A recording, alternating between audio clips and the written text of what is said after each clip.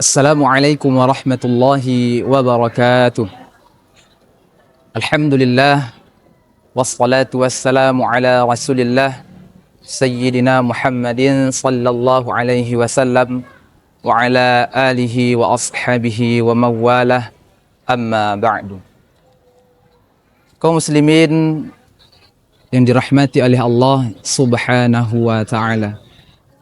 Puji syukur kepada Allah taala yang masih memberikan kesempatan kepada kita untuk menghirup udara oksigen di puasa 1446 Hijriah ini, yang dimana banyak dari saudara-saudara kita yang tentunya sudah mendahului kita, yang sudah dipanggil oleh Allah Subhanahu wa ta'ala sebelum masuknya bulan Ramadan.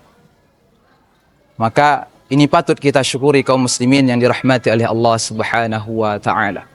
Kemudian salawat dan salam kepada Nabi junjungan alam, rahmatan lil alamin, yakni Nabi besar Muhammad sallallahu alaihi wasallam. Semoga nantinya kita termasuk orang-orang yang diberi syafaat oleh Rasulullah sallallahu alaihi wasallam. Kaum muslimin yang dirahmati oleh Allah, Allah Subhanahu wa ta'ala berfirman di dalam surah Al-Baqarah ayat 183. A'udzu billahi minasy syaithanir rajim. Bismillahirrahmanirrahim. Ya ayyuhalladzina amanu kutiba 'alaikumus shiyam kama kutiba 'alal ladzina min qablikum la'allakum tattaqun. Yang artinya adalah, wahai orang-orang yang beriman, diwajibkan di atas kamu berpuasa sebagaimana diwajibkan kepada orang-orang sebelum kamu, agar kamu termasuk kepada golongan orang yang bertakwa. Allah panggil kita dengan sebutan orang yang beriman. Artinya puasa ini khusus kepada orang-orang yang beriman. Karena sebagaimana yang kita tahu kata-kata para ulama kita bahwa orang muslim itu belum tentu disebut sebagai orang yang mukmin. Tapi orang mukmin sudah pasti dia orang yang muslim, kaum muslimin yang dirahmati oleh Allah Ta'ala. Maka dalam kesempatan kali ini kita akan mengupas perkataan Imam Al-Ghazali tentang puasa, yakni 3 tingkatan orang yang berpuasa. Semoga nantinya ketika kita sudah tahu 3 tingkatan tersebut, dapat kita perbaiki kualitas puasa kita dan kita tidak termasuk ke dalam golongan orang yang merugi, yaitu orang-orang yang tidak ada perubahan dari tahun-tahun sebelumnya. Kaum muslimin yang dirahmati oleh Allah, yang pertama kata Imam Al-Ghazali adalah shaumul awam, yaitu puasanya orang awam. Yang dimaksud Imam Al-Ghazali dengan puasa orang awam adalah puasa yang hanya kaful batni wal farji an qada'is syahwah, yaitu orang yang hanya menahan perut dari lapar dan haus dan menahan farajnya dari berhubungan suami istri saja. Namun dia belum melaksanakan tingkatan yang kedua yang disebutkan oleh Imam Al-Ghazali. Kata Imam Al-Ghazali, kemudian tingkatan yang kedua adalah shaumul khawas atau shaumul khusus, yaitu puasanya orang yang khusus, atau disebut juga puasanya orang-orang yang salih, yaitu kaffus sam'i wal basar wal lisani wal yadi wal rijli wasairil jawarih anil athab, yaitu menahan pendengarannya, penglihatannya, kemudian lisannya, kemudian tangannya, kakinya, dan seluruh anggota tubuhnya dari berbuat maksiat kepada Allah Subhanahu wa ta'ala.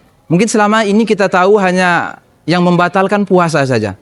Ternyata kaum muslimin yang dirahmati oleh Allah, ulama juga menjelaskan ada juga ternyata yang membatalkan pahala puasa.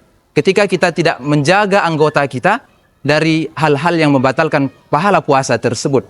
Sehingga masuklah kita di dalam hadis Rasulullah sallallahu alaihi wasallam, rubba shaimin laisa lahu min shiyamihi illa al-ju'. Berapa banyak orang yang berpuasa yang dia dapatkan hanyalah lapar dan dahaga saja, namun dia tidak mendapatkan pahala dari puasanya tersebut. Yang dimaksud Imam Ghazali tadi di tingkatan yang kedua adalah orang yang sudah bisa menahan pendengarannya dari berbuat maksiat, menahan penglihatannya dari melihat sesuatu yang bisa menimbulkan syahwat, berkata sesuatu dusta, sumpah palsu, mengadu domba dan memfitnah. Dan kemudian dia bisa menahan tangannya dari sesuatu yang tidak disukai oleh Allah, melangkahkan kakinya ke tempat maksiat dan seluruh anggota tubuhnya untuk tidak melakukan maksiat kepada Allah Subhanahu wa ta'ala. Kemudian tingkatan yang ketiga adalah tingkatan khawasul khawas atau khususil khusus, yaitu puasanya orang-orang pilihan, orang-orang siddiqin, para anbiya'i wal mursalin, yang dimana mereka bukan hanya menahan lapar dan dahaga saja, bukan menahan tidak berhubungan suami istri saja, bukan hanya menahan pendengaran penglihatan, lisan, tangan dan kaki dan seluruh anggota untuk tidak bermaksiat kepada Allah, tapi mereka juga menjaga hati mereka untuk tetap sinkron, untuk tetap mengingat Allah Subhanahu wa ta'ala. Oleh dari itu, kaum muslimin yang dirahmati oleh Allah, coba kita perbaiki diri kita dari 3 tingkatan tersebut. Kira-kira kita berada di tingkatan yang mana? Kalau seandainya masih di tingkatan pertama, mari sama-sama kita upgrade diri kita agar bisa masuk sekurang-kurangnya di tingkatan yang kedua. Semoga penyampaian singkat ini dapat bermanfaat untuk diri kami sendiri dan kita semua para pendengar. Wallahul muwaffiq ila aqwamit thariq. Assalamualaikum warahmatullahi wabarakatuh.